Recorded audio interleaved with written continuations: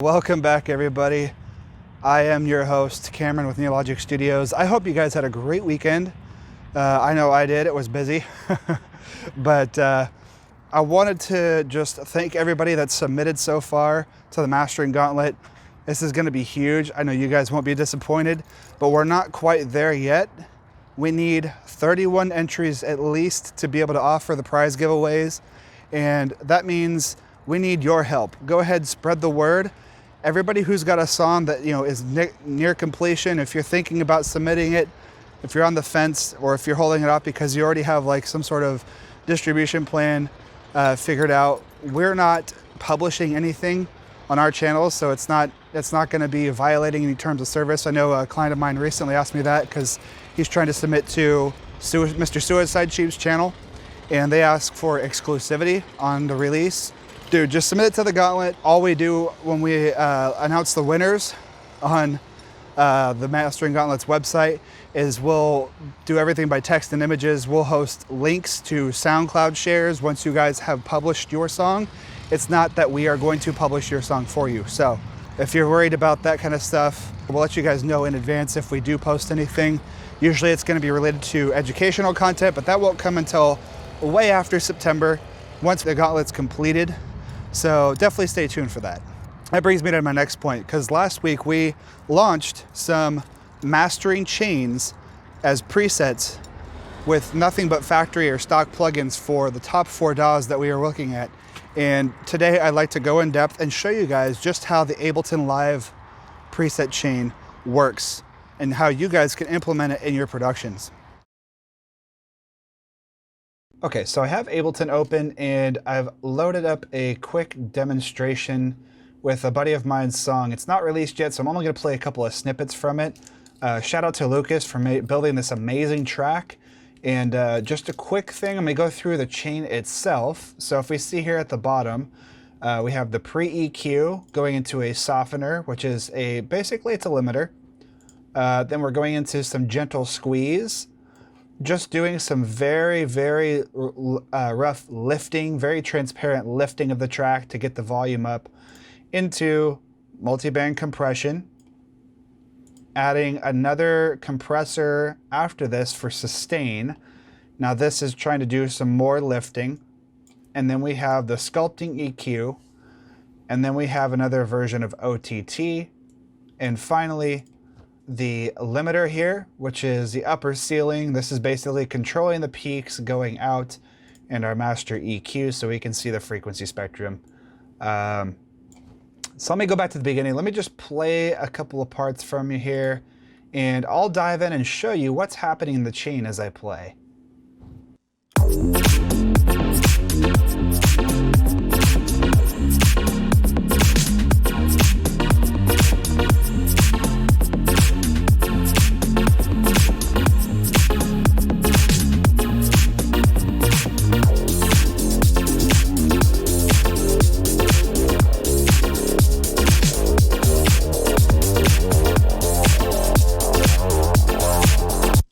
Okay, I have these chains set up so you can quickly turn things on and off. So let's take a look at this here. I am in the sides mode. This is in mid side, and there is a sides cut at roughly 150 Hertz. Now this is pretty aggressive, it's pretty high up. Again, you can easily just toggle this if you need it, go back to mid mode, and this is down around 25 Hertz. And what I've done on both the mid and the sides is I've done a rough cut about 7 kilohertz, 7 or 8 kilohertz, just a cut of this slight range here. And this is where I notice most sibilance happening. And this is why I tend to do most cuts here, is because if there's anything that's coming in, especially people who use loops and stuff where the kick, the snare, and the hi-hats and all these things that they have going on in the percussion, they tend to be balanced really well if they're already set at their target volume, but people don't realize that you're still gonna end up processing things further down in the mix, later downstream. And so they don't readjust those volumes accordingly. And so I end up with a lot of harshness in the high end. That's typically why I do these pre-EQs first with this low roll off and the cut down here, or up here at the top end. And then what the softener is doing is basically I'm trying to tame any peaks. So obviously this track is already pretty well produced and mixed, there's not a whole lot of transient information up here, but let's say you have a track and the mix sounds great and all the drums are punchy and stuff, but you notice there's a lot of spurious peaks or transients that go way above the program material. We're talking like a lot. And if your program material isn't this loud, if you're seeing a track that has less volume than this and it's a lot of transients, you can technically use the softener here to tame some of the peaks to get the volume level so that you're not overworking the compressors and multiband limiters downstream. It's not that you're trying to limit the overall track. This is just to tame those spurious peaks that are happening. It may not always be necessary. So if a track already has a good mix, you won't be dealing with this drastically loud transients or program materials loud enough.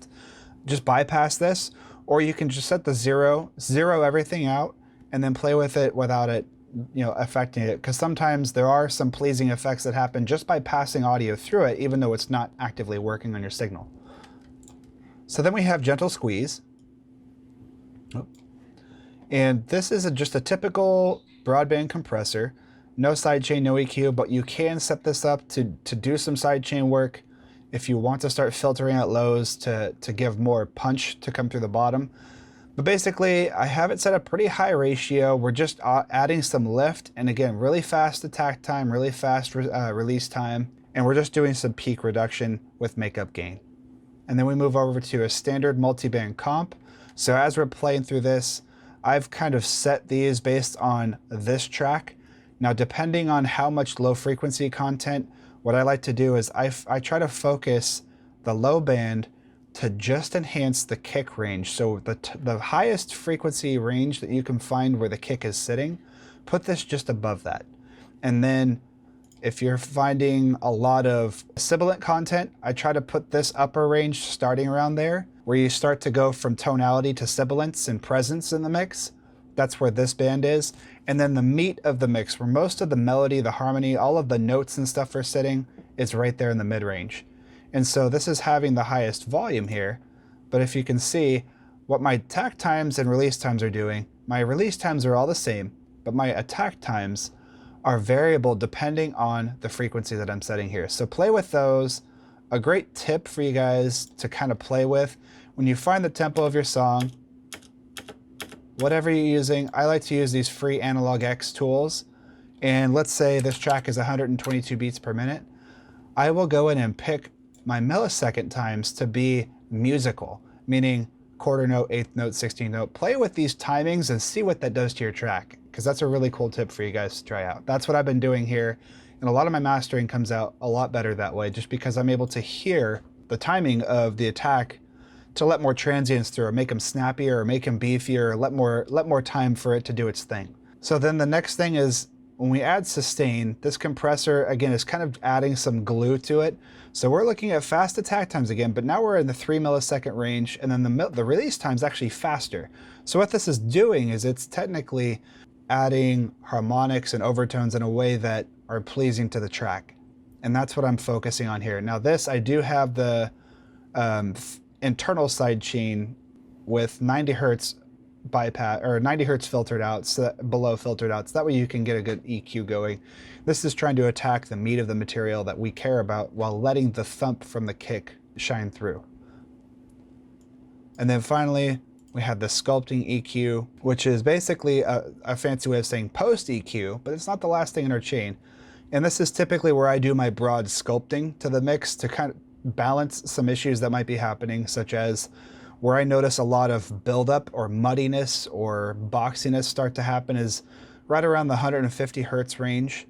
What will happen is between 100 and 200 hertz, that tends to have a lot of power buildup in the mix where it starts to take away from the upper frequencies. So I'll dip that out and we gain clarity back in the mix because we've dipped that out.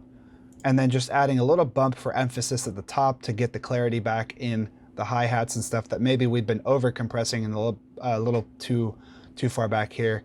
But between these two, something pleasant happens to them where they're still snappy and punchy, but they've got this softness or this warmth to them now because of these processors. And then we go to OTT, another multi-band instance, and then these are tackling two different crossover points that we used before. And the reason I'm doing that is because I want more of the entire low end to be included in this bottom end. and that includes some of our harmonic content. This is usually right around the point where you start introducing directionality into low frequencies. So I try to find that crossover point that works for the song. Again, tweak these to your liking. These are just a great starting point. And then same with the highs. I rebalance it to find the clarity point in the mix. It tends to be, if you hear any comb filtering or odd notches that might be happening where it sounds like you've lost some clarity, play with your frequency split points to see if that brings the clarity back. And then inputs, I've gone and driven these into a certain range. And then on the thresholds, you notice them, again, I'm doing the same process where I have slower attack times for lower frequencies, and that has to do with their wavelength. So this is important. That's why I'm doing separate attack times. Now, the higher the frequency, the faster the attack you can go, but they all have the same release, yet again. And then I'm still boosting the outputs above the bass just a little bit. Finally, we have our final limiter. This is adding our clipping and making sure that we don't go above this threshold. So this is guaranteed to get it as loud as possible. Just keep in mind that everything we're doing here is per track, on a per track basis. That'll give you a great starting point. Play around with this thing, break it, learn it, deconstruct it, just take it and make it yours. Okay, so there you have it, folks. I hope that was informative. I hope that helps you guys figure out, how to implement the chain in your productions. You see what works for you.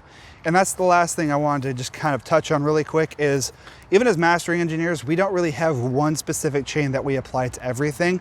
It's not like there's this magic preset and we just go to town and that's what it does. There's no magic button, folks.